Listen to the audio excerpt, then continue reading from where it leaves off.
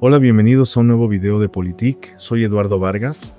Gracias por estar viendo mi trabajo, espero les guste. Les pido que me ayuden a que este canal crezca, por eso les pido que se suscriban, den like, comenten y compartan.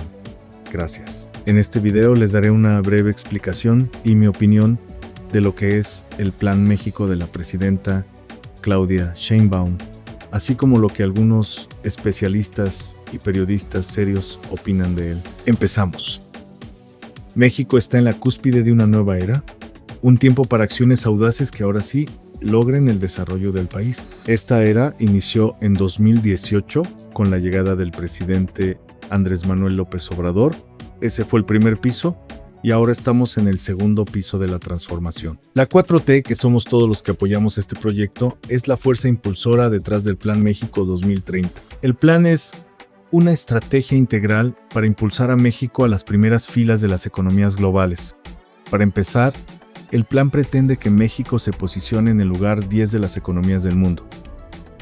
El plan de la presidenta Claudia Sheinbaum describe un camino claro para un crecimiento sostenible e inclusivo. El Plan México 2030 no es simplemente un conjunto de objetivos económicos, es una visión de un futuro más brillante para todos los mexicanos. Un futuro donde cada ciudadano tenga la oportunidad de prosperar. Es un llamado a la acción, invitando a todos los sectores de la sociedad a participar en la construcción de una nación más fuerte, más próspera y equitativa. El plan busca lograr una tasa de inversión al PIB del 28%, creando 1,5 millones de nuevos empleos en sectores estratégicos. Estos sectores incluyen manufactura, productos farmacéuticos y semiconductores, posicionando a México como un líder global. En el corazón del Plan México 2030 se encuentra un poderoso motor para el crecimiento económico. El plan reconoce que la verdadera prosperidad proviene de empoderar a las empresas para que prosperen y creen empleos. El Plan México 2030 tiene como objetivo hacer que los productos hechos en México sean los más consumidos a nivel nacional, llevándolos a por lo menos el 50%. Este enfoque en la producción nacional creará un aumento en la demanda de bienes y servicios locales. Esto, a su vez, impulsará el crecimiento de las pequeñas y medianas empresas, o pymes, que forman la columna vertebral de la economía mexicana. Para apoyar aún más a las pymes, el Plan México 2030 les proporcionará acceso a financiamiento y oportunidades de contratación pública. Al nutrir el espíritu emprendedor del pueblo mexicano, el Plan México 2030 sienta las bases para una economía sostenible e inclusiva. Al invertir fuertemente en manufactura, productos farmacéuticos y semiconductores, el Plan México 2030 busca posicionar al país como líder mundial en estas industrias clave. Este enfoque estratégico creará empleos bien remunerados, atraerá inversión extranjera y mejorará la competitividad de México en el escenario mundial. El Plan México 2030 reconoce que la verdadera riqueza de una nación reside en el potencial de su gente. Invertir en educación y fomentar una cultura de innovación es primordial para asegurar un futuro más brillante para todos los mexicanos. El plan establece metas ambiciosas para ampliar el acceso a una educación de calidad y empoderar a la próxima generación con las habilidades y conocimientos necesarios para prosperar en el siglo XXI. Uno de los objetivos clave es aumentar la cobertura educativa al 85%. Al invertir en su capital humano, México desbloqueará el inmenso potencial de su gente y allanará el camino para un futuro más próspero. El Plan México 2030 enfatiza la educación de calidad que da a los estudiantes, las habilidades que exige la fuerza laboral del siglo XXI. Para fomentar una cultura de innovación, el Plan México 2030 invertirá en investigación y desarrollo, apoyará a las nuevas empresas y creará un entorno propicio para los avances tecnológicos. Una infraestructura robusta y moderna es la columna vertebral de cualquier economía próspera. El Plan México 2030 describe planes ambiciosos para mejorar y ampliar la infraestructura del país, asegurando una conectividad perfecta y redes de transporte eficientes. Este compromiso consiste en conectar comunidades, fomentar el crecimiento económico y mejorar la calidad de vida de todos los mexicanos. Al invertir en carreteras, ferrocarriles, puertos, aeropuertos y conectividad digital,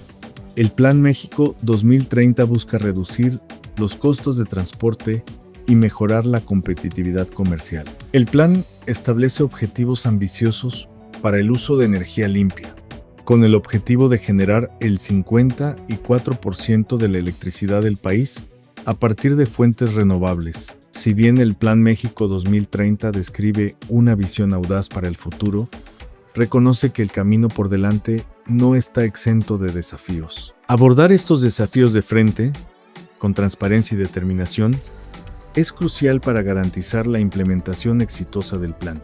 Uno de los desafíos clave es el tema de la seguridad. El Plan México 2030 reconoce la necesidad de fortalecer el Estado de Derecho, mejorar la seguridad pública y combatir el crimen organizado. Esto requiere un enfoque multifacético que involucre a las fuerzas del orden, programas sociales y el fomento de una cultura de paz y respeto por la ley. Al frente de este ambicioso esfuerzo está la presidenta Claudia Sheinbaum, una líder conocida por su compromiso inquebrantable con la justicia social, la igualdad económica y el bienestar de todos los mexicanos. Su visión de un México más próspero y equitativo está profundamente entrelazada con los principios consagrados en el Plan México 2030. El liderazgo de Sheinbaum ha infundido un sentido de esperanza y optimismo entre los mexicanos, que vemos el Plan México 2030 como una hoja de ruta hacia un futuro más brillante.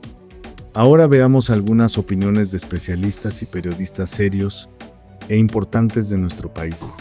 Muy bien, Mario, muchas gracias. Y pues para platicar sobre este tema, la presentación del Plan México de la presidenta Claudia Sheinbaum, la amenaza de los países asiáticos, sobre todo de China, la llegada de Donald Trump también la próxima semana. ¿Cuál sería, a bote pronto, tu primer análisis como experto en economía de esta presentación de este plan? ¿Qué es lo que ves ahorita a grandes rasgos en estas primeras horas del plan? Mira, yo creo que en general es un plan, sí, bastante estudiado sobre lo que quería lograr. Por ejemplo, identifica como parte de su misión potenciar la relocalización, sustituir importaciones asiáticas. Realmente no dicen de China, sabemos que es el principal foco de atención, pero no es el único, porque también por ahí México tiene déficit con países como Vietnam, Singapur, ¿no? Otras potencias también industriales de Asia. Incluso con India podría ser que se ensanche algún déficit a futuro. Entonces está bien manejarlo Asia en general. Y bueno, esa es otra de las misiones. Por supuesto, que la proveeduría local tome más peso en la manufactura. También el desarrollo regional, ¿no? Desarrollar polos de desarrollo para que el crecimiento económico sea más equitativo entre los estados. Y son algunas de las misiones, ¿no? Y por supuesto, pero lo que a mí me entusiasma más, me ilusiona, me dice que esto rebasa la retórica, es que acompañan al plan y a estas misiones con una serie de objetivos bien concretos, acciones acompañantes. Incluso ya tienen detectados muchos de los proyectos, de las ubicaciones de los potenciales polos de bienestar, que se plantean 100, pero también parques industriales, donde van a estar ubicados sectores estratégicos como los semiconductores, etcétera. Por ahí se contempla renovar el programa IMEX, le llaman IMEX 4.0, para eliminar algunos trámites, también reducir tiempos, digitalización, es parte también de ese mismo esfuerzo relacionado. Por ahí el decreto de relocalización que contempla depreciación acelerada, también ciertos incentivos fiscales para empresas que incrementen su inversión en capacitación en el trabajo. Por supuesto, la construcción de infraestructura, puertos, ferrocarriles, carreteras. Se ve que también estuvo muy concertado, estuvo muy dialogado con el sector privado, con los funcionarios de los gobiernos estatales, que ellos mismos probablemente aportaron parte de las ideas de este plan. Huele a que estuvo muy involucrada Altagracia, pero por supuesto también Marcelo Ebrard, Rogelio Ramírez de la O probablemente apoyando para todo lo que tenga que ver con el tema fiscal hacendario. Entonces, a mí me parece que es un plan bien articulado, bien pensado. Incluso se plantea, no lo mencioné, pero un fondo en la banca de desarrollo para pequeñas y medianas empresas. Hay que ver el monto, ¿no? Para ver qué tanto va a ser su alcance. Más conexión también con la política de innovación y científica del país. Todo esto habla de que se está bien pensado. Ahora, la ejecución siempre es un reto y por supuesto habrá que ver. Sí hay una intención de sustituir importaciones, pero hay que agregar la palabra asiáticas, ¿no? Porque si habláramos de sustitución de importaciones en general, se entendería que también estamos tratando de sustituir las importaciones de Estados Unidos y de Canadá, que no es exactamente el caso, ¿no? Y además hablaría de otros tiempos, porque seguramente va a haber críticos de que se utilice la palabra sustitución de importaciones, porque ya se intentó hace algunas décadas, fue un modelo de desarrollo económico del PRI. Sin embargo, en ese tiempo, ojo, no había tratados comerciales. México era una economía cerrada, se dependía mucho del petróleo y de la petroquímica. Entonces aquí no estamos hablando de un regreso a una economía cerrada. Va a seguir el TEMEC, incluso con los aranceles de Donald Trump.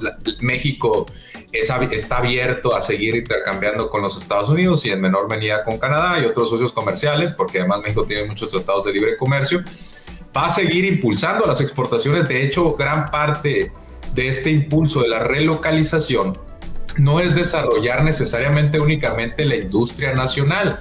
Antes se quería apoyar a empresarios nacionales, muchas veces con vínculos al partido en el poder, para principalmente satisfacer el mercado interno. Aquí no estamos hablando de eso, es inversión nacional y extranjera para satisfacer el mercado interno y también para exportar, porque ojo, muchas de las exportaciones también dependen de importaciones. Entonces ahí, ¿de dónde van a venir esas importaciones? Ya empieza a ser una elección de qué socios comerciales tú quieres, con los que tú quieres trabajar. Entonces, hecha esta aclaración, entonces yo te digo que de concretarse todas estas medidas, México estaría tejiendo más vínculos con Estados Unidos y con Canadá y menos con las economías asiáticas, pero digamos que con Asia es un tanto tramposo, porque realmente, por ejemplo, el caso chino, de cada $11 exportamos uno. Es un déficit comercial con China de casi $100,000 millones. Es un intento de ajustar. Creo que lo dijo el secretario de Hacienda. Estamos viendo proteccionismo en muchas naciones, sobre todo la más grande del mundo, que es Estados Unidos. Y sería muy difícil para México hacer como que nada está pasando y que México fuera el país que decide permanecer abierto cuando el resto se están cerrando. Eso puede llevar a desbalances comerciales importantes. Mario, en ese sentido, hay una de las metas que propone la presidenta en este Plan México, es bastante ambiciosa, es la de entrar entre las primeras 10 economías mundiales. Se puede, tenemos encima a figuras como Canadá, como Rusia. Leíamos la lista de los primeros 10, son pues potencias. En ese sentido, sí se puede. ¿Cuál sería el análisis objetivo de esa meta? Bueno, ahí nomás hay que considerar que hay distintas formas de clasificar a las 10 economías más grandes. Una puede ser por su PIB nominal, otra puede ser por su PIB ajustado por paridad de poder adquisitivo. En ambas México anda, digamos, entre las primeras 15, por ahí de la 12, onceava. Y sí, definitivamente sí puede entrar al top 10, no es tan complicado. A mí honestamente no me encanta esa clasificación de estar entre las 10 naciones más grandes del mundo. Yo creo que habría que ambicionar con estar entre las 20, 30 en PIB per cápita, y ahorita somos la número 60. Eso implicaría que viéramos incrementos muy importantes en el nivel de vida, en el poder adquisitivo de las personas, más que crecer, que el tamaño de la economía depende mucho, insisto, de la población. Y bueno, también México es un país muy grande en términos de territorio, y eso pues hace que tenga más reservas de petróleo, más minerales, y eso aporta al PIB, ¿no? Pero no necesariamente le deja mucho a la población, porque somos 130 millones de habitantes. Entonces, a mí me gusta más una clasificación, primero ajustada por poder adquisitivo, y segundo, no solamente por poder adquisitivo, sino por habitante. De ahí, bueno, pues todavía somos una economía de ingreso medio alto, que está semi-estancada en los últimos 3 o 4 décadas, cuando, ojo, nos prometieron que el comercio internacional nos iba a llevar al desarrollo. Hay que recordar que ese es el discurso de Salinas, y no tuvo los efectos deseados. La productividad está estancada en la economía desde hace 3 décadas, pero este tipo de acciones, si vienen acompañadas de, digamos, de programas, de metas, misiones, acciones específicas, pues entonces ya vamos hablando, ¿no? También algo que me gustó mucho del plan y no lo mencioné tanto es que se van a agregar más de 100,000 ingenieros sobre tendencia, ¿no? Porque agregamos muchos al año, pero aquí estamos hablando de 100,000 adicionales o más, ¿no? 130, no recuerdo la cifra exacta. Y eso es muy importante porque de la capacidad de innovación y el talento de los trabajadores es que realmente dependen las economías. Eso creo yo, si se instrumenta bien, es un acompañante indispensable, también puede potenciar todo esto. Muchas de las empresas que vienen a México, extranjeras, eligen la ciudad, por ejemplo, o el estado donde se van a instalar en función del número de ingenieros disponibles o los ingenieros per cápita, ¿no? Es bien importante tener una mano de obra calificada, no deprimir los salarios, sino apostar por el bienestar de los trabajadores, por su formación tanto académica, pero también en el trabajo. Yo creo que el diagnóstico ahí está, es el adecuado. Insisto, aquí los retos son de implementación, pero en el papel este plan México suena bien, ¿no? Pues me pareció en general una buena medida por parte de Claudia Sheinbaum. Está el asunto de la minería, que ahí sembró un poco la duda, pero en general me parece que es un necesario plan de industrialización, que incluso yo había criticado que durante el sexenio de López Obrador no había habido ninguna medida de esta índole, y me parece que Claudia Sheinbaum sí tuvo como esta visión de tratar de ir a fondo con esta situación, porque a final de cuentas, mientras no haya un incremento de la industria, de la producción en México y en cualquier otro país, pues vamos a seguir siendo muy susceptibles, muy vulnerables a estos intentos de dominación o de coacción a través del mercado, como ahora lo está haciendo Donald Trump con este asunto de imponer aranceles por todas partes. Me parece que México se adelantó a estas situaciones y que precisamente por eso Claudia Sheinbaum anuncia un plan que incluye cosas como reactivar este asunto de la marca Hecho en México, y me parece que pues estas medidas proteccionistas pues son una respuesta anticipada con muy buenos reflejos que ha mostrado Claudia Sheinbaum en estos primeros meses de mandato. Estamos viendo un regreso de las políticas estatistas en el mundo. Yo también ya lo he advertido desde hace un buen rato, de que en general esta va a ser una tendencia para las próximas décadas en el mundo ante esta inestabilidad y estas tensiones crecientes entre las potencias económicas. Entonces me parece que el plan de Claudia Sheinbaum pues busca prevenir los posibles efectos que pueda tener revertimiento de la época neoliberal, este revés que está padeciendo las estructuras que se construyeron durante el neoliberalismo. Y los neoliberales acá en México pues fueron tan irresponsables que dejaron al país en una situación muy susceptible, muy vulnerable, precisamente a medidas de esta índole. Y por todas esas razones me parece muy pertinente y muy sensato de parte de Claudia Sheinbaum pues este plan de industrialización para reactivar la industria. Pues México debe de apostar al mercado interno.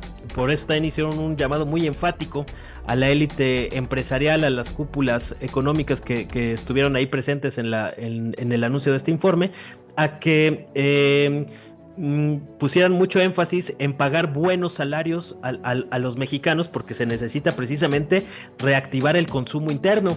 Hubo otras medidas que por ahí pasaron un poco desapercibidas, y no tanto en el plan económico, sino en el discurso de los 100 días que dio Claudia Sheinbaum, que a mí me llamó mucho la atención, que fue estos llamados o este anuncio de que va a reactivar la industria automotriz con el proyecto de Olinia, pero también con software libre. Ese me llamó mucho la atención, que lo mencionó, pasó por ahí un poco desapercibido. Vamos a ver cómo se va a dar la renegociación del TEMEC en 2026, posiblemente se vayan a seguir manteniendo algunos sectores que beneficien tanto a México como a Estados Unidos, sobre todo con el tema de la agroindustria, pero en todo el tema de las manufacturas creo que va a haber mayores problemas para ello, y me parece muy positivo que más allá de que se vaya a implementar o no, o hasta qué punto se va a poder profundizar en este tema, que por lo menos al inicio del mandato de Sheinbaum haya esta visión de recuperar la industria mexicana, porque a final de cuentas es lo que permite contener muchos de los embates de las potencias colonialistas. Entonces esta capacidad de producción de los países emergentes, pues es lo que permite lidiar un poco con los embates de las potencias colonialistas, y por eso me parece una medida muy sensata y muy pertinente, más allá de que hay que seguir estudiando con lujo de detalle y con lupa las letras chiquitas de este plan. Había unos apartados sobre la industria minera que podían ser preocupantes, como reactivar la minería a cielo abierto, aunque en el documento oficial que difundieron desde Presidencia de la República no venía este apartado. Entonces yo no lo tomo como una postura oficial todavía. Puede ser que esté ahí tras bambalinas en las negociaciones, y por eso hay que mantenernos cautos en algunos apartados, pero en lo general me parece una medida positiva. México tiene que pasar de planes cortoplacistas al mediano y largo plazo, es decir, habilitamos una nueva visión de tiempo, pues, ¿no? Para permitirle al país que madure sus procesos, que comprenda y haga las interconexiones de otro país, de una nueva economía que se está construyendo, que es lo que se está planteando con la 4T, ¿no? Entonces hay dos elementos, dos instrumentos, que es el Plan Nacional de Desarrollo, que es el inmediato sexenal, que está además como punto de referencia para toda la actividad de la Administración Pública Federal, y el Plan México, ¿no? Que habilita este mediano y largo plazo de convertir a México en el top 10, ¿no? De las economías del mundo, y por supuesto que su característica sea pues esta reconformación también del tipo de sociedad, ¿no? Que acompaña este proceso de desarrollo, ¿no? También nosotros tenemos un territorio muy vasto con recursos naturales y podemos echar a andar este proceso de industrialización. De hecho, yo ampliaría un poquito más la perspectiva que señaló el doctor Oscar, en el sentido de que hay planes nacionales de desarrollo que son de mediano plazo, pero también hay un proyecto de planificación llamado Humanismo Mexicano, que ese es más abarcativo. Y dentro del Humanismo Mexicano ya conocemos dos planes de desarrollo, el de Andrés Manuel López Obrador y el de Claudia Sheinbaum. Y sobre eso se hacen las bases, porque con Andrés Manuel lo que se logró fue tener impulsar una soberanía energética, echar a andar sectores estratégicos que ahora permiten construir sobre esa base. O sea, la doctora Claudia, presidenta de la Nación, no podría hacer un proyecto como el Plan México, que involucra polos de bienestar con 12 polígonos a nivel nacional, si no hubiera una base energética e industrial con infraestructura que se crearon en los 6 años anteriores para poder echar a andar este proyecto. Tenemos que diferenciar quién es el que coordina, porque también durante el neoliberalismo había participación de gasto público, pero no tomaba decisiones, eran los privados, y además los privados extranjeros. El sujeto protagonista del neoliberalismo fueron las empresas multinacionales. Ahora lo que tenemos es un proyecto planificador en el cual se dice el Estado mexicano es el que va a coordinar los proyectos de industrialización y de desarrollo a nivel local. Por eso es mucho diálogo, no solo con las comunidades, como lo hemos mencionado, el famoso tercer sector, donde está la economía social y solidaria, sino también con los empresarios nacionales, y ver qué relación tienes con ellos y qué relación puedes tener con los empresarios transnacionales. Aquí tener un Estado fuerte con una presidenta que tiene el apoyo del pueblo le permite coordinar estos proyectos. Entonces, con esta dirección, Carlos Slim y ningún otro empresario tomará las decisiones elementales para este proyecto. Y ahí es donde está la clave de entender, bueno, ¿por qué nos tenemos que mezclar ahorita con el capital privado? Porque sí necesitamos un volumen más o menos coincidente de actividad que no permita que te inunde el capital extranjero. Porque cuando lo hace, y lo ha hecho, lo que hace es de que más bien hace rapiña, ¿no? Y no le interesa si se va a acabar un río en cierto momento, no le interesa si en 30 años hay afectaciones a los campos del agua, ¿no? Los subterráneos, porque en realidad se puede ir al otro año a África, ¿no? O a otros territorios, o sea, hay una violencia implícita, ¿no? Entonces, en ese sentido sí vale la pena visualizar que la recuperación de la industrialización no es el mito del desarrollo de la industria, sino es la defensa de las posiciones económicas, pero en suma, si vemos el contexto, pues vemos que la guerra del siglo XXI es una guerra totalmente económica, entonces más vale tener una estructura económica fuerte para esos objetivos, ¿no? Durante la gestión neoliberal, una de las estrategias fue restarle al gobierno la capacidad de planificación económica. Los economistas se acostumbraron a importar planes nacionales de desarrollo, a no pensar en estrategias, a lo más era un proyecto privado muy localizado que no generaba eslabonamientos y no hubo esa creatividad. ¿Y por qué? Porque los gobiernos no eran legítimos. Porque hay que recordar que este cambio de humanismo mexicano se da en un contexto en el cual pues ya había décadas de movilizaciones sociales, de una demanda, o sea, se da sobre un sustento popular. El proyecto de humanismo mexicano no es una ocurrencia y no es algo que vino de fuera, es algo que lo escuchamos y nos hizo sentido. De repente los más impresentables se burlaban, ¿no? ¿De qué es humanismo mexicano? Porque tenían una idea sumamente limitada de el humanismo en general y de una política que fuera propiciada para el desarrollo al interior. De hecho, hubieron muchísimas campañas en las cuales se demeritaba la intervención pública en la economía bajo un argumento de que el gobierno era corrupto y sacaban de repente algún informe, ¿no? Cuando jamás se dijo que los privados nunca muestran sus informes porque eso es secreto bancario incluso, ¿no? O sea, cuando le hemos pedido a Salinas Pliego que nos muestre sus estados financieros, lo único que pedimos es que pague impuestos, porque si no es un delito. O sea, se le está señalando como delincuente no por todo lo que oculta, sino por lo más elemental de una relación entre empresarios y el Estado. Entonces, en ese sentido, si no hay un Estado que sea fuerte, que tenga un gobierno que efectivamente lo represente y que demuestre este gobierno que los intereses están claros, pues obviamente este país se vuelve a meter bajo relaciones de subordinación con lo que nos digan desde el exterior. Ahora tenemos un gobierno que es legítimo, porque, insisto, viene de luchas de décadas atrás. De hecho, lo podemos ver con los postulados que tienen. O sea, la represión no va a ser algo con lo que vamos a asociar a nuestra presidenta, porque ella viene de esos procesos y le está dando la vuelta. O sea, ese es como algo que no terminarán de entender nunca los tecnócratas. Sí, yo agregaría ahí, si me permiten, esta idea de que no es una confianza ciega, ¿no?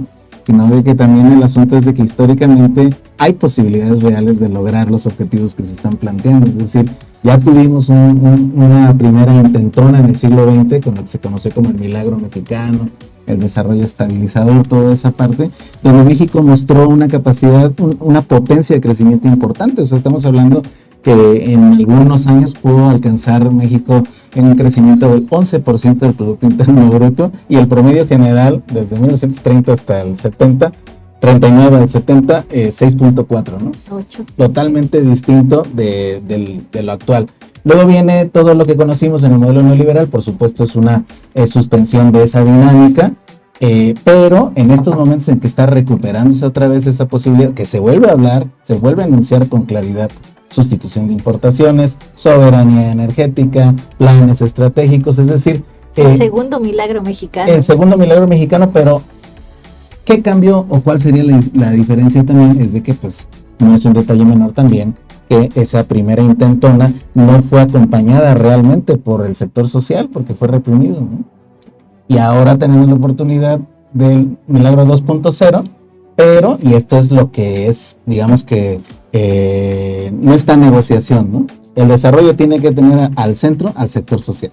Como vemos, el Plan México 2030 es más que un documento político.